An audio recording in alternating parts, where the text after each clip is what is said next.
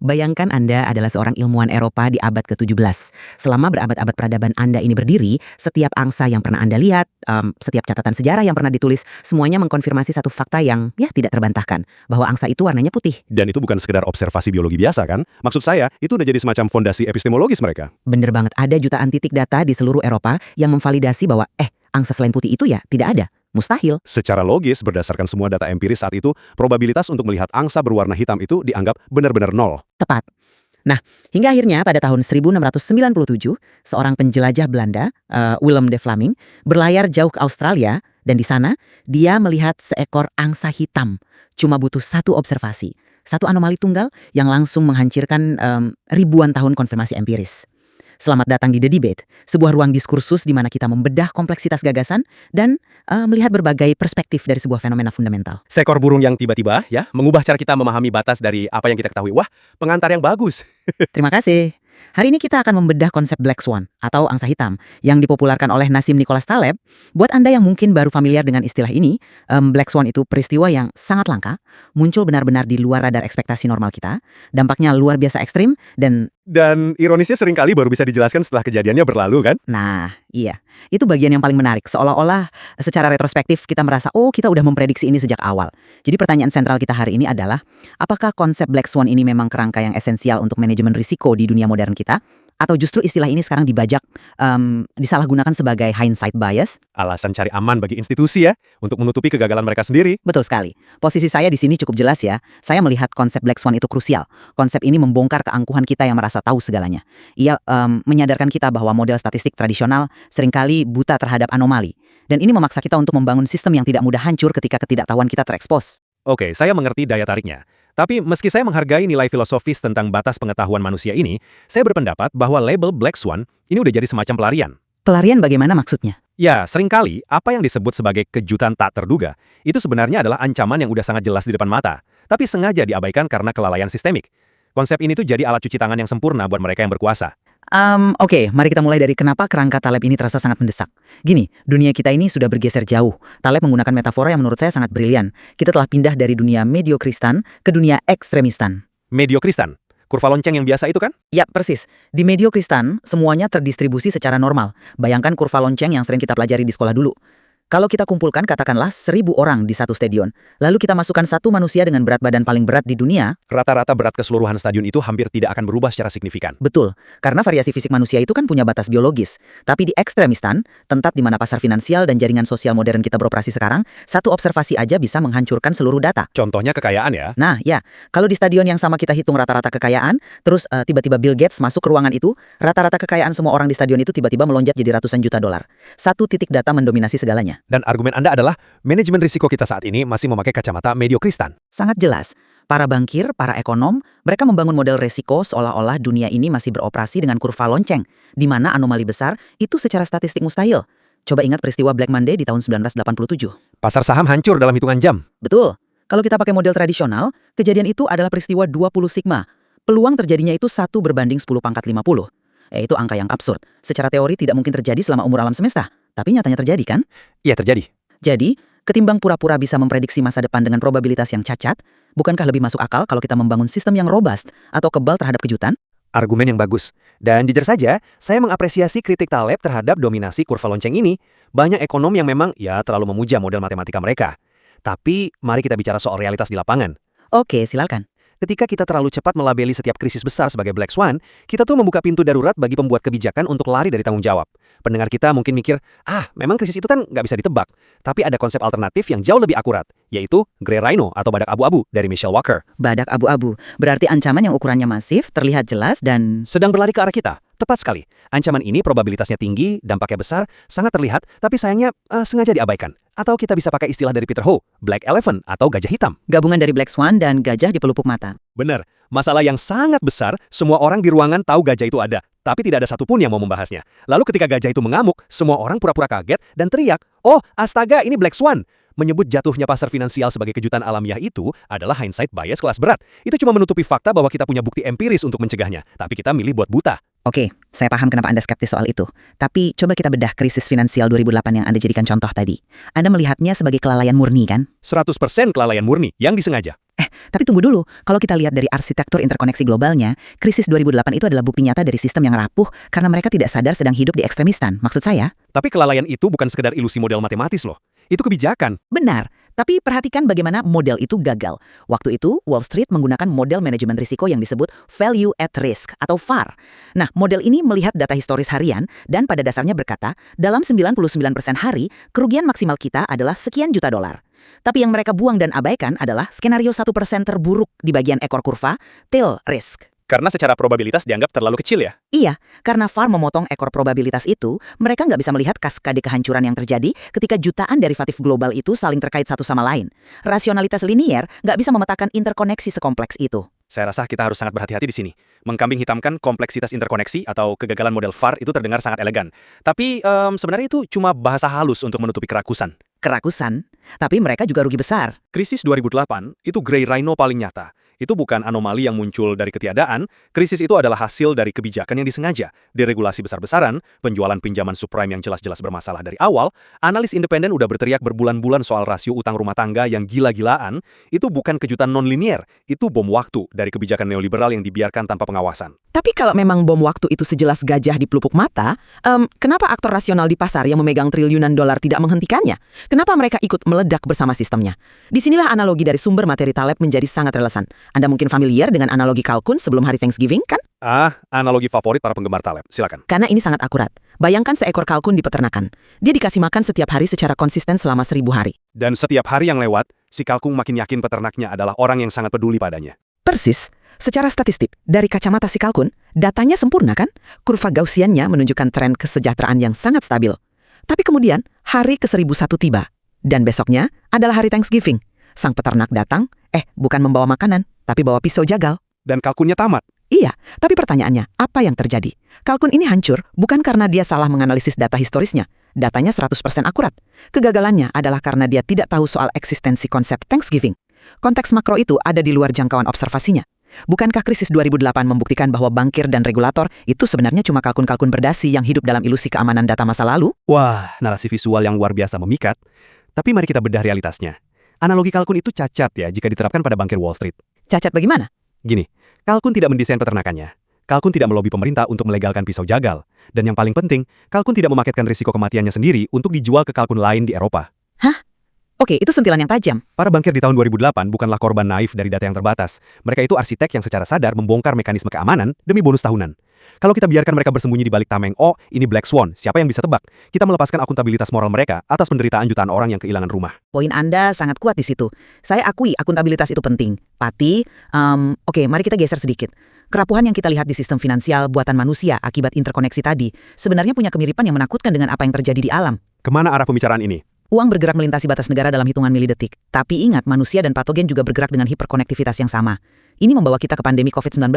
Nah, disinilah saya akan menolak sangat keras penggunaan istilah Black Swan. Kalau krisis finansial saja menurut saya Grey Rhino, maka COVID-19 adalah Black Elephant raksasa.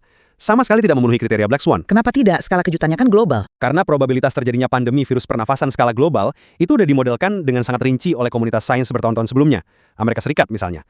Mereka udah punya strategi nasional untuk pandemi influenza sejak tahun 2005.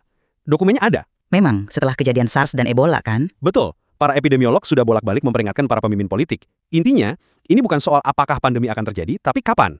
Jadi, menyebut COVID-19 sebagai kejadian tak terduga itu semacam penghinaan bagi para ilmuwan yang sudah memperingatkan kita selama 2 dekade terakhir. Sebentar, saya 100% sepakat. Kalau virusnya sendiri, maksud saya eksistensi patogen biologisnya, sangat bisa diprediksi. Literatur medis penuh dengan peringatan soal mutasi virus. Tapi letak Black Swan pada COVID-19 bukanlah pada biologi virusnya. Kejutan esensialnya ada pada dampak turunan ordo kedua atau second order impacts. Maksud Anda keruntuhan pasar saham di awal 2020? Jauh melampaui itu. Ini soal bagaimana dunia yang sangat hiperterkoneksi ini bereaksi dan mengalami kaskade kegagalan. Gini, biologi virus itu bisa ditebak. Tapi siapa coba? Model yang memprediksi bahwa dalam waktu singkat, 166 negara akan menutup sekolah secara serentak. Ya, dampaknya memang masif. 1,5 miliar anak sekolah terdampak bersamaan loh. Terus siapa yang memprediksi bagaimana disrupsi kecil di pelabuhan akan merembet menghancurkan rantai pasok global? Dari kelangkaan chip semikonduktor, habisnya masker, sampai orang berebut tisu toilet di supermarket. Skala nonlinier dari kaskade sosial ekonomi inilah yang nggak pernah ada presidennya. Ya, tapi kaskade itu membesar secara eksponensial justru karena pengabaian di fase awal mitigasi. Ketidaksiapan mitigasi biologislah yang menumbangkan kartu domino pertama itu. Tapi mitigasi linier seringkali tidak berdaya melawan disrupsi nonlinier yang kompleks. Coba kita pakai tragedi nuklir Fukushima di tahun 2011 sebagai perbandingan mekanismenya. Menarik, bencana alam yang memicu bencana teknologi. Tepat. Apakah gempa bawah laut berkekuatan 9,1 skala Richter di Jepang itu mengejutkan? Enggak. Patahan tektoniknya udah dipetakan dengan baik oleh geolog. Jepang bahkan udah membangun tembok laut untuk mitigasinya. Tapi temboknya terbukti tidak cukup kan? Nah, itu dia. Yang terjadi setelahnya adalah rentetan kejadian ekstrim yang tak terduga. Dan perhatikan bagaimana berbagai sistem yang tadinya terpisah mulai saling menghancurkan. Gempa itu memicu tsunami setinggi 45 kaki. Air melewati tembok laut yang terlalu pendek dan membanjiri ruang bawah tanah. Tempat generator dieselnya berada. Empuk sekali. Masalahnya di situ generator daruratnya ditempatkan. Generator mati. Tanpa listrik, pompa pendingin reaktor mati. Inti reaktor mencair atau meltdown dan berujung pada ledakan hidrogen. Gempa buminya diprediksi, tapi kaskade yang melumpuhkan berbagai sistem independen hingga menyebabkan kebocoran nuklir ini kejutan murni. Bukankah fenomena kaskade inilah yang membuat COVID-19 menjadi Black Swan, di mana sistem kesehatan, ekonomi, dan sosial berbenturan di luar kendali? Analisis mekanisme Fukushima Anda sangat presisi ya. Tapi kesimpulan yang Anda tarik dari situ justru yang bikin saya khawatir. Kenapa khawatir? Kalau kita menerima gagasan kaskade tak terprediksi ini sebagai kebenaran absolut, kita berisiko jatuh pada kelumpuhan analitis. Kita bakal angkat tangan dan bilang, ya dunia ini terlalu kompleks, jadi buat apa kita merencanakan apa-apa? Padahal di Fukushima, fakta bahwa tembok lautnya kurang tinggi, itu karena mereka mengabaikan bukti historis tentang tsunami kuno. Tapi mereka sudah membangun perlindungan sesuai model mereka. Model yang salah, dan fakta bahwa generator darurat diletakkan di ruang bawah tanah, di zona rawan banjir. Astaga, itu bukan misteri semesta, itu kegagalan engineering dasar. Itu kecerobohan. Tapi disitulah letak ilusi pengetahuan kita. Kompleksitas pada akhirnya selalu menemukan titik buta yang paling remeh, seperti posisi generator di lantai bawah itu. Mencoba menebak setiap kemungkinan skenario itu sia-sia. Karena itu, Taleb menawarkan paradigma manajemen resiko yang sama sekali berbeda, strategi barbel. Strategi barbel, bagaimana bentuk praktisnya? Ketimbang menebak kapan bencana datang, kita harus membangun institusi yang anti-fragile, yang bisa menyerap guncangan dan malah jadi lebih kuat. Mekanismenya sangat praktis. Konsepnya adalah menjauhi area risiko menengah yang sebenarnya penuh kepalsuan. Bayangkan sebuah barbel beban. Di satu ujung yang sangat berat, Anda memposisikan diri sekonservatif mungkin untuk mencegah kehancuran total. Contohnya di instrumen keuangan seperti apa? Misalnya, taruh 90% aset Anda di obligasi pemerintah yang sangat aman atau kas murni. Lalu di ujung satunya, gunakan 10% sisa aset Anda pada risiko yang sangat ekstrim tapi punya potensi keuntungan tak terbatas, seperti investasi di ratusan startup teknologi. Jadi ekstrim aman dan ekstrim berisiko. Benar, jika terjadi black swan negatif seperti krisis global, 90% uang Anda aman. Anda bertahan hidup. Tapi jika terjadi black swan positif, salah satu startup itu menjadi unicorn raksasa, Anda untung eksponensial. Intinya adalah berhenti mencoba memprediksi masa depan yang tidak bisa diprediksi dan mulailah membangun postur ketahanan. Oke, saya mengerti mekanismenya. Kedengarannya memang cerdas untuk portofolio investasi. Tapi sebagai filosofi peradaban, saya harus memperingatkan, kita tidak boleh membuang rasionalitas perencanaan kolektif. Menyerah pada prediksi sama dengan mengamputasi otak kita sendiri. Tapi prediksi seringkali gagal. Ya, tapi tidak selalu. Biar saya berikan contoh konkret bagaimana perencanaan top-down yang rasional itu bisa menyelamatkan masyarakat dari ancaman kompleks. Mari kita lihat Jepang di era Keshogunan Tokugawa. Dan bandingkan dengan peradaban bangsa Viking di Greenland. Peradaban yang sama-sama berhadapan dengan jurang kehancuran ekologis kalau tidak salah. Betul sekali. Jared Diamond mendokumentasikan ini dengan indah. Bangsa Viking di Greenland menghadapi krisis iklim ekstrim. Tapi karena mereka keras kepala, terperangkap dalam dogma budaya Eropa mereka menolak untuk mengubah cara berpakaian atau cara bertani. Mereka gagal merencanakan adaptasi, dan akhirnya mereka punah. Lenyap. Dan Jepang? Di sisi lain, Jepang era Tokugawa menghadapi krisis yang tidak kalah kompleks. Deforestasi parah yang mengancam memicu kaskade kelaparan, longsor, dan perang saudara. Dan apa yang membuat Tokugawa selamat dari kaskade itu? Mereka mengubah kode bangunan, memaksa transisi dari struktur kayu solid ke material yang lebih ringan. Mereka menciptakan kuota penebangan yang ketat. Intervensi negara secara masif ya? Iya, itu bukan sekedar bertahan dari guncangan. Itu adalah intervensi sistemik untuk mencegah guncangan itu sendiri. Regulasi yang mengekang spekulasi, seperti yang seharusnya kita berlakukan pada derivatif di 2008, itu terbukti berhasil. Perencanaan itu bekerja dengan baik. Sejarah Tokugawa memang luar biasa. Tapi tunggu dulu, mari kita bedah kenapa itu bisa berhasil. Jepang era Tokugawa adalah peradaban yang terisolasikan. Mereka memutus hubungan dengan dunia luar. Itu adalah sebuah sistem tertutup di mana variabelnya bisa dihitung. Anda bisa memetakan jumlah pohon. Ya, memang sistem tertutup. Tapi hari ini, kita hidup di ekstremistan. Kita tidak bisa menghitung instrumen derivatif tak berwujud yang nilainya triliunan dolar, yang bergerak lintas yurisdiksi dalam hitungan milidetik. Rantai pasok semikonduktor kita melibatkan puluhan negara, dengan lapisan subkontraktor yang bahkan tidak saling kenal. Perencanaan top-down ala Tokugawa akan hancur lebur jika diterapkan di lingkungan sekompleks sekarang. Ya, sistem kita memang jauh lebih kompleks. Tapi, prinsip dasarnya tetap relevan loh. Yaitu, mengurangi paparan terhadap resiko yang tidak perlu. Nah, tepat. Dan bukankah membatasi spekulasi ekstrim di pasar derivatif itu esensinya sama dengan melindungi diri dari risiko ekor, seperti yang disarankan Taleb? Anda menyebutnya perencanaan rasional, sementara saya menyebutnya membangun ketahanan sistemik atau anti-fragility. Jadi Anda pikir kita sebenarnya sepakat? Pada titik ini, tidakkah perbedaan pandangan kita hanya sekedar masalah semantik? Bukankah batas antara mitigasi berbasis data Anda dan anti-fragility saya pada akhirnya bermuara pada hasil yang sama, yaitu mengurangi kerentanan? Saya tidak setuju jika perdebatan kita ini direduksi menjadi sekedar semantik ya. Perbedaannya sangat dalam, terutama menyangkut mindset dan akuntabilitas publik. Gini, ketika narasi Black Swan diagungkan sebagai doktrin utama institusi, itu menumbuhkan pesimisme epistemologis. Pesimisme seperti apa? Orang mulai berpikir, ya kita tidak tahu apa yang tidak kita ketahui, jadi mari kita pasrah dan bersiap untuk skenario terburuk. Kedengarannya bijak memang, tapi prakteknya, ini memberi izin bagi pejabat negara, bagi CEO, untuk tidak melakukan pekerjaan rumah mereka. Kalau sebuah krisis sukses dicap sebagai Black Swan, ya nggak ada direktur yang akan dipecat. Siapa yang bisa memprediksi kejadian selangka ini? Klit mereka. Saya paham kekhawatiran Anda soal itu. Sebaliknya, kalau kita secara disiplin menggunakan kerangka Grey Rhino, kita menuntut pertanggungjawaban. Sains, observasi iklim, epidemiologi, pemodelan ekonomi, semua itu telah menyelamatkan jutaan nyawa. Kita nggak boleh membuang metodologi itu hanya karena sesekali ia gagal memprediksi timing yang presisi. Saya menangkap keprihatinan Anda soal akuntabilitas. Dan saya setuju bahwa pejabat tidak boleh dibiarkan berlindung di balik jargon teoretis. Tapi bagi saya, bahaya yang jauh lebih mematikan adalah keangkuhan epistemologis. Keangkuhan merasa tahu segalanya. Betul. Ilusi bahwa dengan spreadsheet yang cukup besar dan server komputer yang cukup canggih, manusia itu bisa menjinakkan ketidakpastian dunia. Sistem yang paling berbahaya adalah sistem yang merasa yakin bahwa mereka 100% aman hanya karena melihat grafik yang tenang selama 5 tahun terakhir.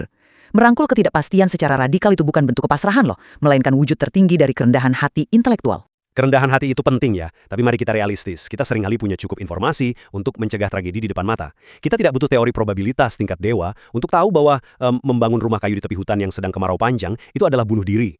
Kadang-kadang, hal buruk terjadi bukan karena alam semesta memainkan dadu dengan cara misterius, tapi karena kita sengaja menutup mata. Kita nggak bisa membiarkan filosofi Black Swan membuai kita, hingga kita membiarkan sang gajah hitam menginjak-injak ruang tamu kita. Dan di saat yang sama, kita tidak boleh membiarkan ilusi kendali kita membuat kita membangun infrastruktur global yang begitu kaku dan saling bergantung, hingga satu kepakan sayap anomali, satu angsa hitam, bisa meruntuhkan segalanya. Krisis akan selalu menemukan titik buta kita, menyerang di celah interkoneksi yang belum pernah kita bayangkan sebelumnya. Mendengar perdebatan kita hari ini, saya rasa kita mencapai titik konvergensi bahwa metode manajemen resiko masa lalu itu jelas sudah usang. Sepakat. Kegagalan sistem tradisional itu sangat nyata. Hanya saja kita berdiri di dua kutub yang berbeda tentang bagaimana meresponsnya. Sejauh mana kita harus bertaruh pada kemampuan analitis kita untuk meramal ancaman versus kemampuan struktural kita untuk menyerap guncangan. Dan ketegangan antara dua pandangan inilah yang membuat diskursus ini sangat bernilai. Sejarah, ekonomi, dan alam itu nggak peduli dengan teori siapa yang lebih elegan ya, mereka akan selalu menguji ketahanan kita.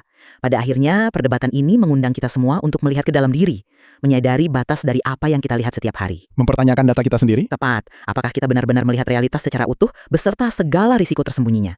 Ataukah kita, tanpa sadar, hanyalah seekor kalkun yang merasa bahagia di hari ke-1000 dan sama sekali tidak sadar bahwa besok pagi adalah hari Thanksgiving?